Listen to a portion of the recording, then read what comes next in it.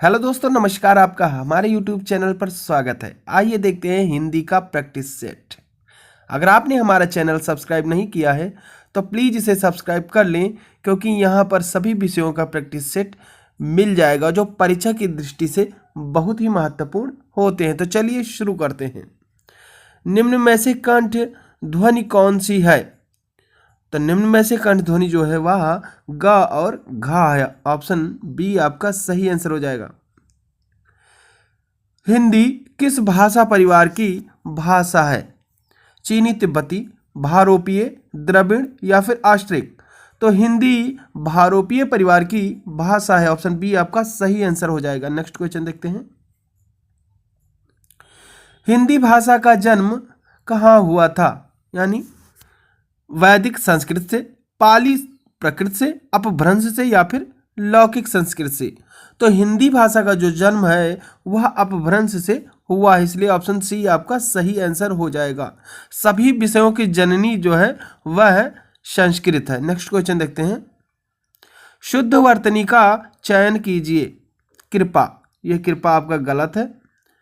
कृप ये भी गलत है। कृपा ये भी गलत है। जो आपका शुद्ध होगा वह इस टाइप का कृपा लिखा जाएगी, जो कि ऑप्शन बी में दिया हुआ है, इसलिए ऑप्शन बी आपका सही आंसर हो जाएगा। नेक्स्ट क्वेश्चन देखते हैं।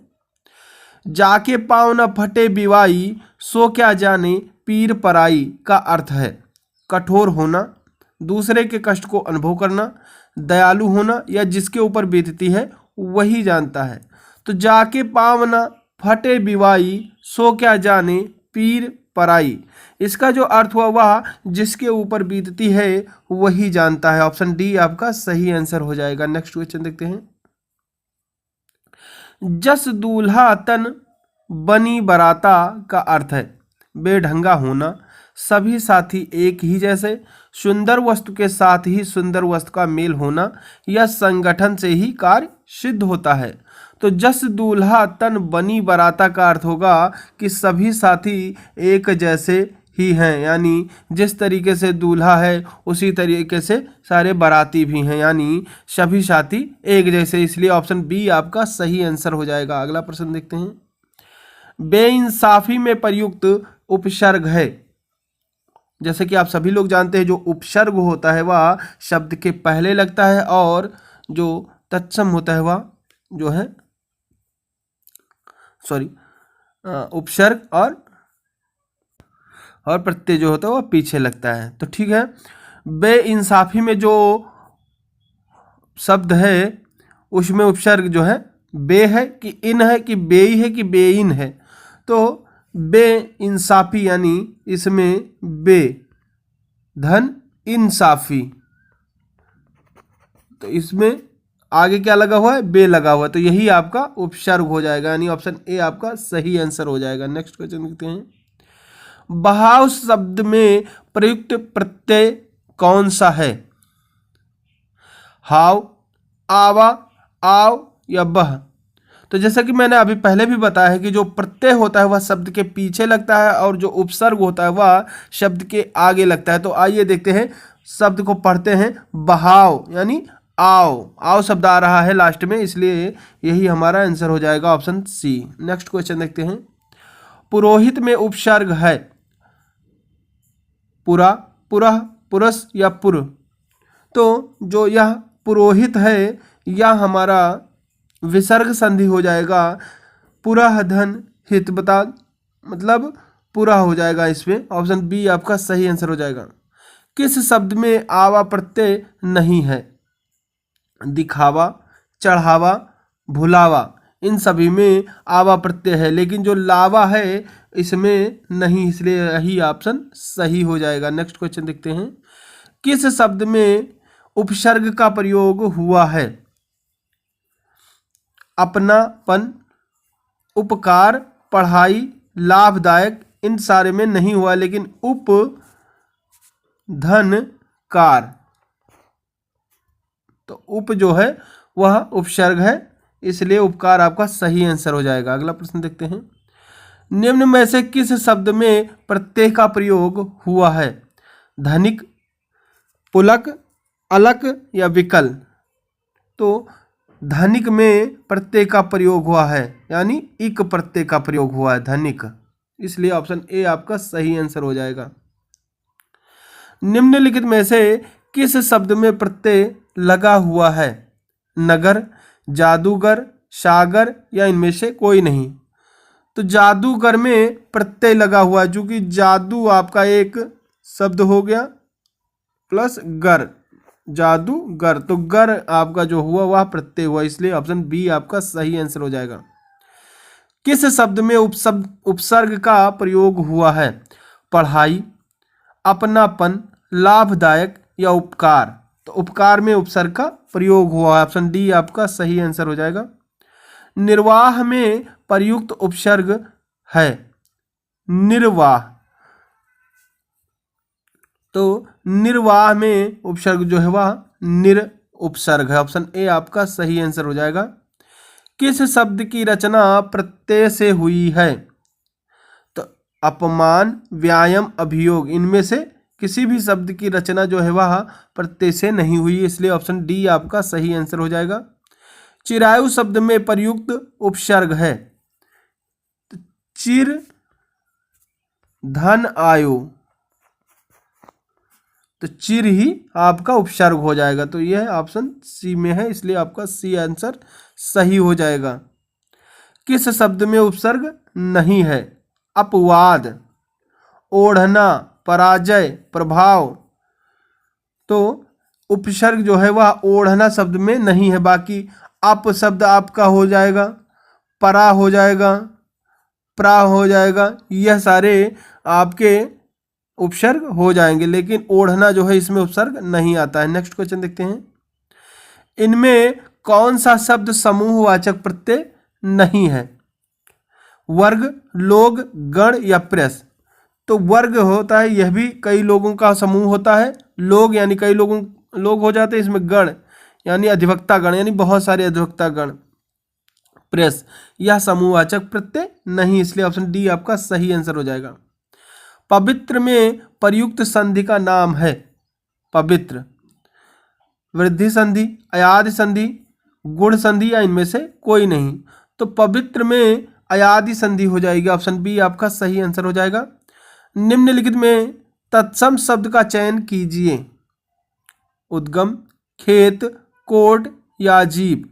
तो जो है निम्न में से तत्सम शब्द है वह उद्गम है, ऑप्शन ए आपका सही आंसर हो जाएगा। पाठशाला किस प्रकार का शब्द है? यौगिक, योग रूढ़, रूढ़ या फिर इनमें से कोई नहीं। तो पाठशाला जो है वह यौगिक शब्द हैं, ऑप्शन ए आपका सही आंसर हो जाएगा। नेक्स्ट क्वेश्चन देखते हैं। का वर्ण किसके योग से बना हुआ है? तो का वर्ण जो है वह आधा का प्लस छोटा आ मिलकर के बना हुआ है, तो यह ऑप्शन सी में दिया हुआ है, इसलिए सी ऑप्शन सही हो जाएगा। ऊष्म और संयुक्त किसके प्रकार हैं? व्यंजन के, स्वर के, ए और बी दोनों के या इनमें से कोई नहीं। तो ऊष्म और संयुक्त जो है वह व्यंजन के प्रकार हैं, ऑप्शन ए आपका सही आंसर हो जाएगा। स्पर्श व्यंजन कितने प्रकार के होते हैं? 15, 20, 24 या फिर 25। तो स्पर्श व्यंजन 25 प्रकार के होते हैं, ऑप्शन ए आपका डी आंसर आपका सही हो जाएगा। श कौन सा व्यंजन है? ऊष्म व्यंजन, स्पर्श व्यंजन, अंतस्थ व्यंजन या फिर संयुक्त व्यंजन। तो जो श है वह ऊष्म व्यंजन है, ऑप्शन ए आपका सही आंसर हो जाएगा। इनमें से किस शब्द में वर्ण संबंधी अशुद्धि है? अनुकूल, स्थान, अनाधिकार या अमरूद। तो जो वर्ण संबंधी अशुद्धि है वह अनुकूल में है, यानी अनु धन कूल हो जाएगा, इसलिए ऑप्शन ए आपका सही आंसर हो जाएगा।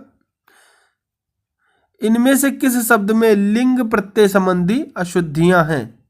नारी, गोपी, गायिका, अनाथा।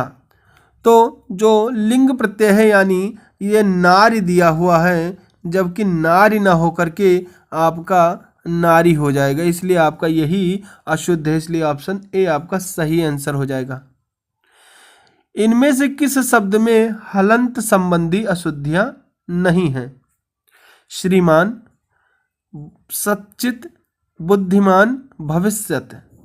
तो जो बुद्धिमान है इसमें अशुद्धियां नहीं, ऑप्शन सी आपका सही आंसर हो जाएगा।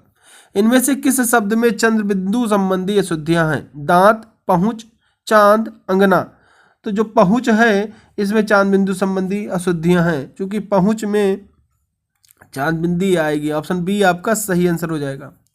इनमें से कौन सी शब्द समूहवाचक संज्ञा है? मिठास, सोना, सभा या इनमें से कोई नहीं। तो जो समूहवाचक संज्ञा है वह सभा हो जाएगी, यानी कई लोगों को मिल करके एक सभा बनती है, यानी कई उसमें समूह आते हैं, इसलिए समूहवाचक संज्ञा हो जाएगी। इनमें से कौन सी शब्द पुल्लिंग है? अदालत, ए बी दोनों या इनमें से कोई नहीं। गिलास, गिलास में पानी रखा है, यानी यह पुल्लिंग शब्द आ रहा है। ऑप्शन ए आपका सही आंसर हो जाएगा। और जो अदालत शब्द है वह अदालत लगी होती, ना कि अदालत लगा होता है।